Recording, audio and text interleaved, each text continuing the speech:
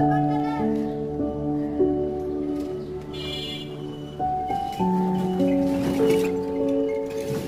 তাড়াতাড়ি জমাট বাঁধার জন্য বা শক্ত হবার জন্য